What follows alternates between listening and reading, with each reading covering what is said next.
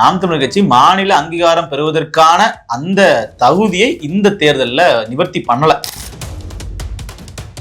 சென்ட்ரல்ல நாம் தமிழர் கட்சி சப்போர்ட் பண்றதுக்குலாம் கட்சியெல்லாம் கிடையாது. இப்ப நீங்க பிஜேபி கூட கூட்டணியில இருந்தீங்கன்னா, இப்போ கடந்த முறை கூட பாமகவுக்கு மாம்பழ சின்னம் கிடைச்சது காரணம் தாமரைலாம் பல பேர் பேசிட்டு இருந்தாங்க. காரணம் என்னன்னா, அவர்கள் பிஜேபி கூட அலைன்ஸ்ல இருக்கிறாங்க, அப்ப கண்டிப்பா சின்னத்தை வந்து அவர்கள் முடக்க மாட்டாங்க, கொடுத்துருவாங்க. அந்த மாதிரி சின்னத்தை வந்து கொடுத்துட்டாங்க.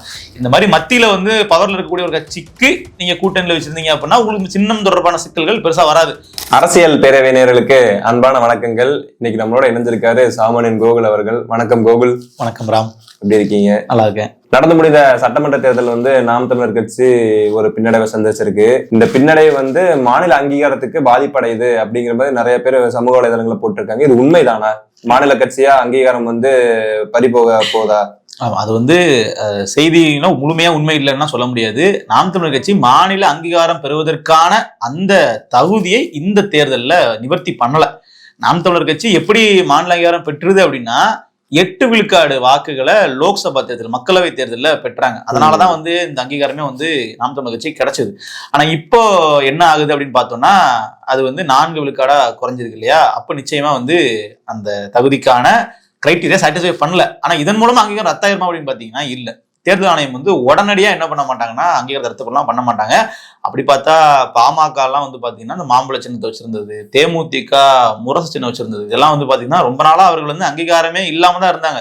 இன்னும் சொல்ல போனா 1 விழுக்காடு வாக்கு வங்கி எல்லாம் தேமுதிக இருக்கும் போதுமே அவர்கள் அந்த அங்கீகாரத்தை வந்து பறிக்கல, கண்டிப்பா வச்சிருந்தாங்க. என்னன்னா ஒரு 2 தேர்தலுக்கு ஒரு வாய்ப்பு கொடுப்பாங்க. ஏன்னா மக்களை வந்து சந்திச்சு தேர்தலில் போட்டி நிரூபிச்சு காட்டியிருக்காங்க. ஒரே தேர்தலில் மக்கள் ஆதரவை கொடுக்கல அப்படின்றதுனால அதை பறிச்சிட மாட்டாங்க.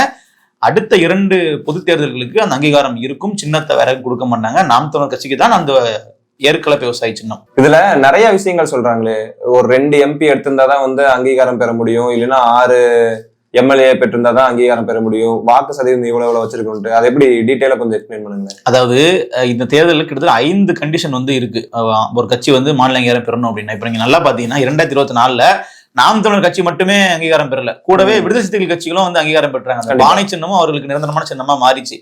அவர்கள் சாட்டிஸ்ஃபை பண்ண கண்டிஷன் என்ன அப்படின்னு பாத்தீங்கன்னா, கிட்டத்தட்ட 6 விழுக்காடு ஓட்டு ஒரு MP வச்சிருந்தாங்கன்னா பண்ணலாம். ஆனா அவர்கள்கிட்ட 6 விழுக்காடு வாக்கு இல்ல.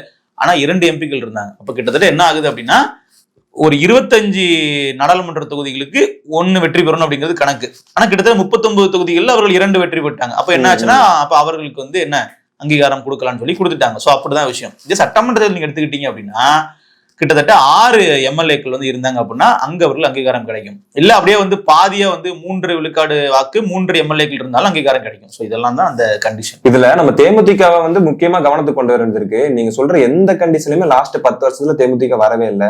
ஆனா அவங்களுக்கு மட்டும் முரசு சின்னம் கொடுத்தாங்க. அது எப்படி? இல்ல, அது தேமுதிக வந்து முரசு சின்னம் விஜயகாந்த் அவர்கள் இருக்கும்போது அங்கீகாரத்தோட அவங்க வாங்கினாங்க. அதுக்கப்புறமா அந்த சின்னம் வந்து எப்ப வேணாலும் பறிபோகலாங்கிற கட்டத்துல இருந்துச்சு. நீங்க நல்லா பாத்தீங்கன்னா 2019 தேர்தலில் நாம் தமிழர் கட்சிக்கு இந்த கரும்பு விவசாய சின்னம் கொடுக்குறாங்க. கண்டிப்பா 21லயும் அதே கரும்பு விவசாய சின்னம் தான்.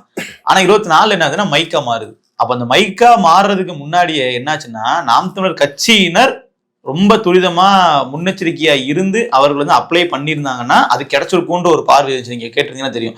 ஏன் நீங்க ரொம்ப சீக்கிரமா அப்ளை பண்றேன்னு சொல்லி தேர்தல் ஆணையத்துல இருந்து கேட்டாங்க. அது தேர்தல் ஆணையம் திட்டமிட்டு வந்து சின்னம் கிடைச்சிடக்கூடாதுன்னு சொல்லி உடனே எடுத்து கட்சி கொடுத்துட்டாங்கன்னு வச்சுக்கோங்களேன். அது பின்னாடி ஒரு உள்ளடி அரசியல் இருக்கு. இருந்தாலும் அந்த அரசியல நான் நினைச்சிருந்தா முறியடிச்சிருக்கலாம் அப்படிங்கிறது ஒரு விஷயம். அந்த வேலையை தான் வந்து பாத்தீங்கன்னா தேமுதிக பாமக எல்லாம் பண்ணிட்டு இருந்தாங்க.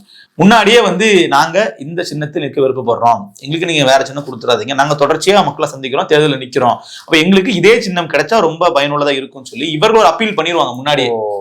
அப்படி அப்பீல் பண்ணாங்கன்னா தேர்தல் ஆணையம் வந்து என்ன பண்ணும், ஓகே உங்களுடைய பரிசீலனை ஏற்றுக்கொள்ளப்பட்டதுன்னு சொல்லி அந்த சின்னத்தை வந்து திருப்பி அப்ரூவல் கொடுப்பாங்க.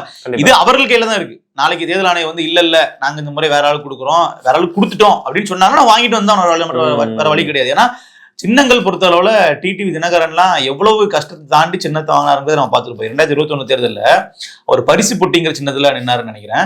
அந்த சின்னம் வந்து பாத்தீங்கன்னா கிடைக்கிறதுக்கு அவ்வளவு பெரிய போராட்டமா இருந்துச்சு. சீமான் அவர்களுக்கும் சரி, டிடிவி தினகரனுக்கும் சரி, சின்னம் கிடைக்கிறதுல எக்கச்சக்கமான குழப்பங்கள் இருந்துச்சு. ஸோ அந்த மாதிரிதான் அந்த சின்னம் அப்படிங்கிறது அவர்கள் கொடுக்கறது தான். அங்கீகாரம் வாங்கிட்டாங்க அப்படின்னா இந்த சின்னத்தை பத்தி கவலை இல்லாம நிதானமா இருக்கலாம். இல்லைன்னா ஒருவேளை மாறிடுமோங்கிற பதட்டம் இருக்கும். நீங்க நல்லா பாருங்க 2024 சட்டமன்ற, நீங்க நல்லா பாருங்க 2024 நாடாளுமன்ற தேர்தலில் டார்ச் லைட் வந்து கமல்ஹாசன் அவர்கள் வாங்கியிருந்தாரு. அது எப்படி வாங்கியிருந்தாரு? 2019லயே அவர் வந்து டார்ச் வாங்கியிருந்தாரு, 21ல டார்ச் வச்சிருந்தாரு, மறுபடியும் 24லயும் டார்ச் வச்சிருந்தாரு. அப்போ அவர் அங்கீகாரமே பெறல.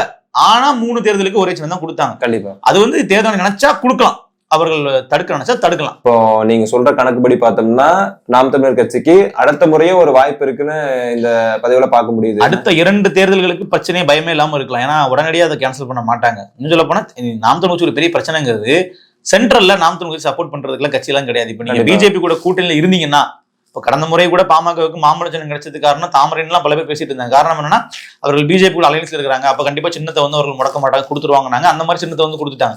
இந்த மாதிரி மத்தியில வந்து பவர்ல இருக்கக்கூடிய ஒரு கட்சிக்கு நீங்க கூட்டணியில வச்சிருந்தீங்க அப்படின்னா உங்களுக்கு சின்னம் தொடர்பான சிக்கல்கள் பெருசா வராது. நீங்க நல்லா பாருங்க, பிஜேபி கூட அலையன்ஸ் இருக்கக்கூடிய கட்சிகளுக்கு எல்லாம் இந்த சின்னம் தொடர்பான சிக்கல்கள் பெரிய அளவு வந்ததே கிடையாது. கண்டிப்பா அது மாதிரிதான் இருக்கும். அது அடிப்படை அதுக்காக தேர்தல் ஆணையம் வந்து பிஜேபி கட்டுப்பாட்டுல கேட்கக்கூடாது. அந்த மாதிரி இருக்கிறத நம்ம டேட்டாவா சொல்றோம். இதுக்கு கூட அப்படிதான் இருந்திருக்கு. ஆனா நாம் தமிழர் கட்சிக்கு அந்த சிக்கல் வரலாம் தான். ஏன்னா வந்து நீங்க நல்லா பாருங்க, விவசாய சின்னத்தை வந்து இந்த முறையை ஒதுக்கி இருக்காங்க. அதாவது கரும்பு விவசாய சின்னத்தை, ஏற்கனவே விவசாயி நாம் தமிழர் கட்சிக்கு கரும்பு விவசாய சின்னம் இந்த முறையும் இருக்கு. அப்ப பல பேருக்கு வந்து அந்த கரும்பு விவசாய சின்னம் இன்னும் தெரியாம ஒரு 10 பேர் ஓட்டு போட்டிருந்தா கூட தவறான ஓட்டு தான் அது. மொத்தமா 19 லட்சம் பேர்ல ஒரு 10 பேர் வந்து சீமானோட சின்னம் கரும்பு விவசாயி தான் அப்படின்னு நினைச்சிருந்தாங்கன்னா கூட அதுக்கான வாய்ப்புகள் இருக்கு இல்லையா? சோ அது மாதிரி திட்டமிட்டே சில பேர் சில சமயங்கள்ல பண்ணலாம். அதனால வந்து அந்த வாக்குகள் கொஞ்சம் மாறலாம். ஏன்னா கிட்டத்தட்ட நீங்க 36 லட்சம் ஓட்டு சீமான் அவர்கள் வாங்கியிருந்தாரு மைக் சின்னத்துல. கண்டிப்பா 2024 அந்த தேர்தல்ல அந்த கரும்பு விவசாய சின்னத்துக்கு 1 லட்சம் ஓட்டு விழுது, எல்லா தொகுதியிலும் சேர்த்தா. அது எப்படி 1 லட்சம் ஓட்டு விழும்? அவங்க யாருன்னே தெரியல தமிழ்நாட்டில் உள்ளவங்களுக்கு. ஆனாலும் 1 லட்சம் ஓட்டு விழுதுன்னா அது கண்டிப்பா என்டிகேவோட ஓட்டு தான். சோ அதனால அந்த மாதிரியான விஷயங்கள் திட்டமிட்டு பண்ணும்போது சின்னங்கள் பறிக்கப்படுற வாய்ப்புகள் இருக்கு. ஆனா அடுத்த 2 தேர்தல்களை பறிக்க மாட்டாங்க. ஓகே கோகுல், நம்ம வந்து இப்ப நாம் தமிழர் கட்சிக்கு அங்கீகாரம் இருக்கா இல்லையாங்கிறது குறித்து நம்ம பார்த்தோம். இப்ப நடப்பு அரசியல் களத்துக்கு உள்ள வருவோம். தாவேகா வந்து புது அரசாங்கம் அமைச்சிருக்காங்க. அவங்க கொடுத்த வாக்குறுதிகள் தான் இப்ப வந்து இணையதளங்கள் ஃபுல்லா பேசு பொருளாவே இருக்கு. நீங்க நிறைய வீடியோ பார்த்திருப்பீங்க, உங்க சேனல்லயே நிறைய வீடியோ போட்டிருக்கீங்க. அதுல வந்து குறிப்பிட்டு பார்க்க வேண்டியது என்னன்னா, அவர் சொன்ன மேனிஃபெஸ்டோவே வந்து அவர் பண்ணினாலும் பரவாயில்ல, ஆனா விஜய் நல்லது மட்டும் பண்ணா போதுங்கிற மாதிரி சொல்லிட்டு இருக்காங்களே, இது நீங்க எப்படி எடுக்கிறீங்க? உங்க பார்வை எப்படி இருக்கு? ரொம்ப வினோதமான ஒரு விஷயம் தான். அது ஆரம்பத்துல ரொம்ப வினோதமா தெரிஞ்சு, இப்ப பார்க்க என்னன்னா டிவிக்கு திட்டமிட்டு இதெல்லாம் பண்றாங்கன்ற விஷயங்கள்லாம் வெளியே வர ஆரம்பிக்குது. அதாவது திடீர்னு 2500 ரூபாய் கொடுப்பாருன்னு சொல்லி எல்லாரும் மக்கள்லாம் கேள்வி கேட்கறாங்க. உடனே மக்கள்ல இருந்து ஒருத்தர் மக்கள் போலவே பேசுற மாதிரி ஒரு வீடியோ வருது. நீங்க எங்களுக்கு வந்து 2500 ரூபாய் கொடுக்கலனாலும் பரவாயில்ல, 6 சிலிண்டர் கொடுக்கலனாலும் பரவாயில்ல, நீங்க வந்து நல்லாட்சி கொடுத்தா போதும். நல்லாட்சின்னா சொன்னது செய்யதான் நல்லாட்சி. கண்டிப்பா எதெல்லாம் வாக்குறுதிகளை கொடுத்தாங்களோ அதையெல்லாம் நிறைவேற்றுவதா நல்லாட்சி. நீங்க ஒரு ஆட்சி வந்து சரியா பண்ணிருக்காங்களான்னா தேர்தல் அறிக்கை நம்ம எடுப்போம், டிக் பண்ணி இதெல்லாம் பண்ணிட்டோம்னு சொன்னா கடைசியில வந்து எல்லாமே நிறைவேற்றப்பட்டதுன்னா சிறந்த ஆட்சி, இல்லைன்னா சிறந்த ஆட்சி இல்ல. இப்ப நீங்க நாம் தமிழர் கட்சி எடுத்துக்கிட்டீங்கன்னா விவசாயம் அரசு பணி, அனைவருக்கும் குடிநீர், அனைவருக்கும் இலவச மருத்துவம், தரமான மருத்துவம், இதெல்லாம் எல்லாருக்கும் கிடைக்குதா அப்படி டிக் பண்ணிட்டே வந்தா ஓகே, இவர்கள் சொன்னதை பண்ணியிருக்காங்க. அப்போ தேர்தல் அறிக்கையில என்ன சொல்றோமோ அதை பண்ணியிருந்தாங்கன்னா நல்லாச்சு, இல்லைன்னா மோசமான ஆச்சு. இதெல்லாம் விட்டுட்டு நல்லாச்சு பண்ண முடியும். அப்ப இதெல்லாம் விட்டு நீங்க வேற நல்லாச்சு பண்ண போறீங்கன்னா நீங்க அப்பவே சொல்லியிருக்கலாமே, நாங்க இதெல்லாம் தான் நல்லது பண்ண போறோம், இதெல்லாம் கணக்குல கிடையாதுன்னு சொல்லிட்டு. அதனால மக்கள் ஒத்துக்கவே மாட்டாங்க. நீங்க என்னதான் ஆளை வச்சு வீடியோ போட்டாலும் மக்கள் வந்து ஒரே புள்ளியில உறுதியா நிப்பாங்க. எங்களுக்கு வந்து நீங்க ஏன் நீங்க 2500 ரூபாய் கொடுக்கல, ஏன் நீங்க வந்து கொடுக்கல. இந்த 2026 தேர்தல் ரிசல்ட்டுக்கு அப்புறமும் மக்களோட மனநிலை இப்படிதான் இருக்குன்னு சொல்லி ஜட்ஜ் பண்றீங்களா? இல்ல, அதாவது மக்கள் எதிர்பார்ப்பாங்கன்னு சொல்ல வரேன். இப்போ நீங்க விஜய் ரசிகர்கள் வந்து எங்க அண்ணனை பார்த்தா போதும், எங்க அண்ணனோட குரலை நாங்க கேட்டா போதும்னு சொல்லி அவர்கள் இருக்கலாம். எங்களுக்கு வேற எதுவுமே வேண்டாம், விஜய் அண்ணா சாப்பிட்டுட்டு நிம்மதியா தூங்குங்க போதும், எங்க அண்ணன் சாப்பிடாம இருக்காரு, பசியில இருப்பாரு, நீங்க கஷ்டப்படாதீங்கன்னு கண்ணீர் விடுறதெல்லாம் பொதுமக்கள் கிடையாது. அவங்க எல்லாம் வந்து விஜய் ரசிகர்கள். நீங்க ஒட்டுமொத்த தமிழ்நாடும் விஜய் ரசிகர்கள் நினைச்சிட்டு இருந்தீங்கன்னா உங்க தப்பு. ஒரு தனி மனிதனுக்கு வந்து அப்படி ஒரு செல்வாக்கெல்லாம் தமிழ்நாட்டுல இல்ல. விஜய்க்கு வாக்களித்ததற்கான பல காரணிகள் இருக்கு இல்லையா? திமுக மீதான எதிர்ப்பு, அதிமுக மீதான நம்பிக்கையின்மைன்னு ஒரு ஃபேக்டர் இருக்கலாம், சீமானவர்கள்லாம் ஜெயிக்க மாட்டாருங்கிற ஒரு பார்வை, இப்படி எல்லாம் சேர்ந்துதான் விஜய் பக்கம் வந்து ஒட்டுமொத்த ஓட்டும் போயிருக்கும். அதெல்லாம் தாண்டி விஜய் அவர்கள் வந்து தமிழ்நாட்டை காக்க வந்த ரச்சகர் அப்படின்ற பார்வை விஜய் ரசிகர்கள்ட்ட மட்டும்தான் இருக்கும். அவர்கள் அதை வந்து இன்ஃபுளுன்ஸ் பண்ணிருக்காங்க. இப்போ ஒரு வீட்டுல ஒரு விஜய் ஃபேன் இருக்காருன்னா 10 ஓட்டை அவர் போட வச்சிருக்காரு, அது குறைஞ்சபட்சம் 5 ஓட்டை அவர் மாத்தி கொடுத்துருக்காரு. அப்ப 5ல் 1 பங்கு விஜய் ஃபேன் வச்சுக்கிட்டீங்கன்னா கூட 1.25 கோடியில 5ல் 1 பங்கு அப்படின்னாக்க ஒரு அதிகபட்சம் ஒரு 30 லட்சம் 40 லட்சம் வரும்னு வச்சுக்கோங்களேன். அதுவே அதிகம் தான். அப்ப அந்த அடிப்படையில் 30 லட்சம் பேர் தான் விஜய் ரசிகர்களா இருப்பாங்க, தீவிர ரசிகர்கள் இருப்பாங்க. ஸோ அதனால அவர்கள் மறுபடியும் ஓட்டு போட்டு விஜய் வெற்றி பெற வைக்க முடியாது இல்லையா? அந்த மிச்சம் இருக்கக்கூடிய வாக்காளர்களை வந்து விஜய் அவர்கள் சாட்டிஸ்ஃபை பண்ணாருன்னா தான் ஆட்சி தொடரும் அப்படிங்கிறத நம்ம ஏத்துக்க முடியும். கண்டிப்பா கோகுல். இன்னொரு விஷயம் நம்ம பார்க்க வேண்டியது என்னன்னா, எப்பவுமே வந்து புதிய ஆட்சி அமையும் போது எல்லா முதலமைச்சர்களும் மதுபான கடைகளை மூடுறது வந்து இயல்பா தான் வச்சிருக்காங்க. அந்த வரிசையில தாவேக தலைவர் வந்திருக்காங்க. ஆனா இது ஒரு மிகப்பெரிய பேசு பொருளாவே மாத்திட்டு இருக்காங்களே. அதே சமயம் வந்து பொய்யான தகவலும் நிறைய பரப்பிட்டு இருக்காங்க இணையத்துல. இதையும் எப்படி பாக்குறீங்க? இல்லதான் மொத்தமா 2 கேள்வி கேட்டீங்க. அதாவது முதல்ல டாஸ்மாக் வருவோம். அதாவது எல்லா ஆட்சியும் வர வர இது வந்து பண்றதுதான். நம்ம வந்து 2016 நாம கவனிக்கல, அது வந்து செய்தியா இருக்கும், இப்ப தேடி பார்த்து கிடைக்குது. 2016 நம்ம வந்து பள்ளி முடித்து கல்லூரி போற காலகட்டங்கிறதுனால அந்த அளவுக்கு அரசு விழிப்புணர்வு இல்ல, அப்ப நம்ம கவனிக்கல. ஆனா 2021 நாமளே நேரடியா பார்த்த காலகட்டம், அப்பெல்லாம் நம்ம அரசியல் கவனிக்க ஆரம்பிச்சிட்டோம். 2021 வந்த உடனே ஸ்டாலின் 500 கடையை மூடினாரு. அந்த நியூஸ் வந்து நான் இப்ப எடுத்து பார்க்கல, எனக்கு ஞாபகம் இருக்கிறபடியே நான் பேசுறேன். 2021 500 கடையை மூடுறதா சொன்னாங்க. அது மூடினாங்களா, எந்த கடைகள்லாம் மூடப்பட்டது நமக்கு டேட்டா எல்லாம் தெரியாது. ஆனா மூடுறதா அறிவிப்பு வச்சு இப்ப எப்படி தாவேக சொல்லியோ அதே மாதிரி திமுக சொன்னாங்க. அப்போ அந்த மாதிரிதான் விஜயும் சொல்லியிருக்காங்க, நான் பார்த்தேன். ஆனா நம்ம டேட்டா எடுத்து பார்த்தோம்னா 2016 மூடியிருக்காங்க. 2017 எடப்பாடி முதலமைச்சர் ஆகும் போதும் மூணு அறிவிப்பு வந்திருக்கு. இப்படி ஒரு முதலமைச்சரும் முதல் கட்டமா பதவி இருக்கும்போது இது ஒரு டெம்ப்ளேட்டா நடந்திருக்கு. பட் எனிகோ வரவேற்கத்தக்கது. ஒரு 717 கடைகளை வந்து மூடுறாங்க அப்படின்னா அது நிச்சயமா நம்ம வரவேற்க தான் செய்யணும். எப்படி பார்த்தாலும் அந்த அளவு குறையுதுன்ற பட்சத்துல வாழ்த்துக்கள். ஆனா சேல்ஸ் குறையுமா? கடைகளின் அளவு தானே குறையுது, வருமானம் குறையுதுன்னா இது வரைக்கும் குறையல. இது வரைக்கும் வருமானம் வந்து அப்படி 40,000 கோடி 50,000 கோடி இப்ப அடுத்து 70,000 கோடி வரப்போதெல்லாம் பேசிட்டு இருக்காங்களே தவிர வருமானம் குறையல. டாஸ்மாக்ல இருந்து ஜென்ரேட் ஆகக்கூடிய ரெவென்யூ குறைஞ்சாதான் மக்கள் மதுபானம் வாங்குறத குறைச்சிருக்காங்க. இல்ல அவர்களுக்கான அவைலபிலிட்டி இல்லாம இருக்கிறத நம்ம எடுத்துக்கலாம். இப்ப நீங்க நல்லா பாத்தீங்கன்னா சென்னை மாதிரியான நகரங்கள்ல வந்து பெருநகரங்கள்ல உங்களால 500 மீட்டருக்கு ஒரு கடை தான் இருக்குன்ற மாதிரி சொல்லவே முடியாது. இப்போ கோவில்ல இருந்து 500 மீட்டர் சுற்று வட்டாரத்துல நீங்க கடை வைக்க கூடாதுன்றலாம் சாத்தியமே இல்லை. ஏன்னா இங்க 200 மீட்டருக்கு ஒரு கடை இருக்கு. நீங்க சென்னை நகரங்கள்ல நீங்க போனீங்க அப்படின்னா ஒரே தெருவுலயே 3 கடை 4 கடை இருக்கும். அப்போ சென்னைனா அப்படிதான் இருக்கும், ரொம்ப கன்ஜஸ்டடான ஏரியா. உங்களால கடையை அவ்வளவு கணிசமா குறைக்க முடியாது. நீங்க ஊர்புறங்களை நீங்க குறைச்சிக்கலாம். ஊர்புறங்கள்ல வந்து நீங்க கோயிலை சுத்தி உள்ள இடங்கள்ல பள்ளிக்கூடங்களை சுத்தி உள்ள இடங்களை நீங்க குறைச்சிக்கலாம். சென்னை மாதிரி இடங்கள் அதுக்கான சாத்தியங்கள் இல்லைன்னு நான் பாக்குறேன். எனக்கு வந்து 717 கடைகள் எண்ணிக்கை குறைப்பு அப்படிங்கிறது வரவேற்கத்தக்க ஒன்றுதான். அடுத்தது அந்த இணையதளத்துல வந்து பொய்யான தகவல்கள் அதிகமா பரப்பிட்டு இருக்காங்க, இதை எப்படி பாக்குறீங்க? பொய்யான தகவல்ட்டீங்க, அதை நம்ம பொய்யா தான் பாக்குறோம், வேற என்ன பாக்குறது? அதாவது இப்போ நம்ம வந்து எது நல்லது எது கெட்டதுன்னு சொல்லி பிரிச்சு பாக்குற மனப்பக்குவத்துல இருக்கிறவங்க நம்ம ஒரு கேட்டகரியில வச்சுக்கலாம். ஆனா தப்பையும் நல்லதா சொல்லி இணையத்துல பகிர்றாங்களே, இது இவங்க நம்ம எந்த கேட்டகரியில வைக்கிறது? அவங்களாம் வந்து விஜய் ரசிகர்கள் அப்படிங்கிற கேட்டகரியில மட்டும்தான் வைக்க முடியும். அவர்கள் சாதாரண ஒரு பொதுஜன மக்கள் இடத்துல நம்ம வரவே மாட்டேங்கிறாங்க. இப்போ இதை பத்தி நம்ம தனிப்பட்ட முறையில் பல விஷயங்கள் நம்ம பேசியிருக்கோம். அதாவது தேர்தலுக்கு முன்னாடி நான் கூட என்னோட பேசியிருந்தேன். இந்த மாதிரியான போஸ்ட் நம்ம அப்பவும் தான் பார்த்தோம்.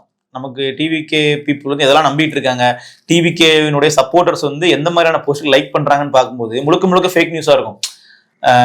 இந்தியாவிலேயே இவர் தான், தமிழ்நாட்டிலேயே இவர் தான் நிறைய போஸ்ட் நம்ம பார்ப்போம். கண்டிப்பா அப்படி எல்லாம் இல்லையே, உண்மை வேறையா இருக்கு. நமக்கு அப்பவே ஒரு தாட்டு வரும். நாம என்ன நினைச்சிட்டோம், அப்போ இவங்க இப்பெல்லாம் போடுறாங்க இந்த மாதிரியான போஸ்ட் லைக் பண்றவங்க எல்லாம் ஓட்டு போட மாட்டாங்க, லைக் எல்லாம் ஓட்டா மாறுமா, கூட்டம் எல்லாம் ஓட்டா மாறுமான்னு நினைச்சுக்கிட்டு இருந்தோம். அது உண்மை. அது கணிப்புன்றதை விட நம்ம கூட போன வழியில பேசியிருந்தோம், மக்களை ஓவர் எஸ்டிமேட் பண்ணிட்டோம். உங்களுக்கு புரியுதுங்களா? நம்ம மக்களை ஓவர் எஸ்டிமேட் பண்ணிட்டோம். மக்கள் வந்து இதுக்கெல்லாமா வந்து ஏமாறுவாங்க, மக்கள் இதெல்லாம் பார்த்தா ஓட்டு போடுவாங்க அப்படின்னு நினைச்சிட்டோம். இல்ல நாங்க இதெல்லாம் பார்த்து ஓட்டு போடுவோம் அப்படின்னு காட்டிட்டாங்க இல்லையா? அப்போ அதுதான். அப்போ இந்த மாதிரியான ஃபேக் போஸ்ட் எல்லாம் பார்க்கும் பொழுது மக்கள் வந்து கொஞ்சம் அப்படியே ஷாக் ஆகுறாங்க. ஒன்றும் இல்லை, டிவிகேக்கு ஓட்டு போட்ட நபர்கள்கிட்ட அதுக்கு பின்னாடி நம்ம பேசுவோம்ல, ஆரம்பத்துல வந்து நம்ம சொன்ன கேட்க மாட்டாங்க. ஆட்சி வந்ததுக்கு பின்னாடி நம்ம பேசும்போது கொஞ்சம் காது கொடுத்து கேட்கறாங்க. அவங்க கிட்ட நம்ம சொல்லும் போது டிவிகேல வந்து 41 எம்எல்ஏக்கள் மேல சீரியஸான கிரைம் அஃபென்ஸ் இருக்காம டேட்டா சொல்லுது அப்படின்னு கேட்டா உங்களுக்கு ஷாக். அப்படியா அப்படின்னு கேட்கறாங்க.